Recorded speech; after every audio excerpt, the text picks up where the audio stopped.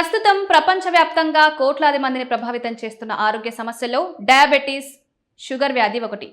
ఒకప్పుడు పెద్దవారిలో మాత్రమే కనిపించే ఈ వ్యాధి ఇప్పుడు యువతలో, చిన్న వయసు వారిలో కూడా వేగంగా పెరుగుతోంది. అయితే అసలు షుగర్ వ్యాధి ఎందుకు వస్తుంది? శరీరంలో ఏం జరుగుతుంది? మనం ప్రతిరోజు తినే అన్నం, రొట్టెలు, పండ్లు, ఇతర ఆహార పదార్థాలు జీర్ణమైన తర్వాత గ్లూకోజ్ అనే శక్తి పదార్థంగా మారుతుంది. ఈ గ్లూకోజ్ మన రక్తంలో కలిసి శరీరంలోని ప్రతి కణానికి చేరి శక్తిని అందిస్తుంది. అయితే గ్లూకోజ్ కణాల్లోకి ప్రవేశించాలంటే ఒక ప్రత్యేకమైన హార్మోన్ అవసరం. దాని పేరే ఇన్సులిన్. ఈ ఇన్సులిన్ ను మన శరీరంలోని ప్యాంక్రియాస్ లేదా క్లోమ గ్రంథి ఉత్పత్తి చేస్తుంది. ఇన్సులిన్ ని ఒక తాళం చెవిగా ఊహించవచ్చు. ఎలా తాళం చెవి తలుపు తెరుస్తుందో అలాగే ఇన్సులిన్ కణాలను తలుపులను తెరిచి గ్లూకోజ్ ను లోపలికి పంపిస్తుంది. అప్పుడే మనకు శక్తి లభిస్తుంది. కానీ కొన్ని సందర్భాల్లో శరీరం తగినంత ఇన్సులిన్ ను తయారు చేయలేకపోవచ్చు. మరికొన్ని సందర్భాల్లో ఇన్సులిన్ ఉన్నప్పటికీ కణాలు దాన్ని సరిగ్గా ఉపయోగించుకోలేవు.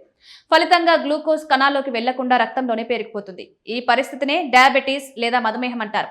డయాబెటీస్ ప్రధానంగా 3 రకాలుగా ఉంటుంది. మొదటి టైప్ 1 డయాబెటీస్. ఇందులో శరీర రోగనిరోధక వ్యవస్థ పొరపాటున ఇన్సులిన్ తయారు చేసే కణాలను దెబ్బతీస్తుంది. దీనివల్ల ఇన్సులిన్ ఉత్పత్తి పూర్తిగా తగ్గిపోతుంది. ఇది సాధారణంగా చిన్న పిల్లలు, యువకుల్లో కనిపిస్తుంది. రెండవది టైప్ 2 డయాబెటీస్. ప్రస్తుతం ఎక్కువ మందిలో కనిపించేది ఇదే. ఇందులో ఇన్సులిన్ ఉత్పత్తి అవుతున్నప్పటికీ శరీర కణాలు దాన్ని సరిగా వినియోగించుకోలేవు. దీన్నే ఇన్సులిన్ రెసిస్టెన్స్ అంటారు. మూడవది గర్భధారణ సమయంలో వచ్చే డయాబెటీస్. కొంతమంది మహిళల్లో గర్భధారణ కాలంలో మాత్రమే రక్తంలో షుగర్ స్థాయిలు పెరుగుతాయి. సాధారణంగా ప్రసవం తర్వాత ఈ సమస్య తగ్గిపోతుంది. అయితే షుగర్ వ్యాధి రావడానికి ప్రధాన కారణం వంశపారంపర్యంగా కుటుంబంలో ఎవరికైనా డయాబెటీస్ ఉంటే వచ్చే అవకాశాలు పెరుగుతాయి. అధిక బరువు, ముఖ్యంగా పొట్ట చుట్టూ కొవ్వు పేరుకుపోవడం కూడా ప్రధాన కారణం. శారీరక శ్రమ లేకపోవడం, రోజంతా కూర్చునే జీవనశైలి, జంక్ ఫుడ్ ఎక్కువగా తినడం, చక్కెర పదార్థాలు అధికంగా తీసుకోవడం కూడా ప్రమాదాన్ని పెంచుతాయి. మానసిక ఒత్తిడి డయాబెటీస్ కు ఒక ముఖ్య కారణం. అధిక ఒత్తిడి వల్ల శరీరంలో కొన్ని హార్మోన్లు విడుదలై ఇన్సులిన్ పనితీరును ప్రభావితం చేస్తాయి.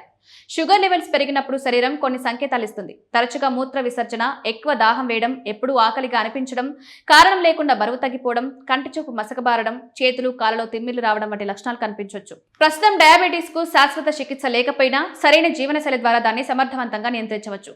ప్రతిరోజు కనీసం 30 నుంచి 45 నిమిషాలు నడవడం, వ్యాయామం చేయడం ఎంతో అవసరం. ఆహారంలో పీచు పదార్థాలు, ఆకుకూరలు, కూరగాయలు, తృణధాన్యాలు ఎక్కువగా తీసుకోవాలి. జంక్ ఫుడ్, కూల్ డ్రింక్స్, అధిక తీపి పదార్థాలకు దూరంగా ఉండాలి. బరువును నియంత్రణలో ఉంచుకోవడం, క్రమం తప్పకుండా బ్లడ్ షుగర్ పరీక్షలు చేయించుకోవడం ద్వారా గుండె, కిడ్నీలు, కంటి చూపు వంటి ముఖ్య అవయవాలను రక్షించుకోవచ్చు. డయాబెటీస్ అనేది ఒక్క రోజులో వచ్చే వ్యాధి కాదు. మన జీవనశైలి, ఆహారపు అలవాట్లు, శారీరక చురుకుదనం అన్నీ కలిసి దీనిపై ప్రభావం చూపుతాయి.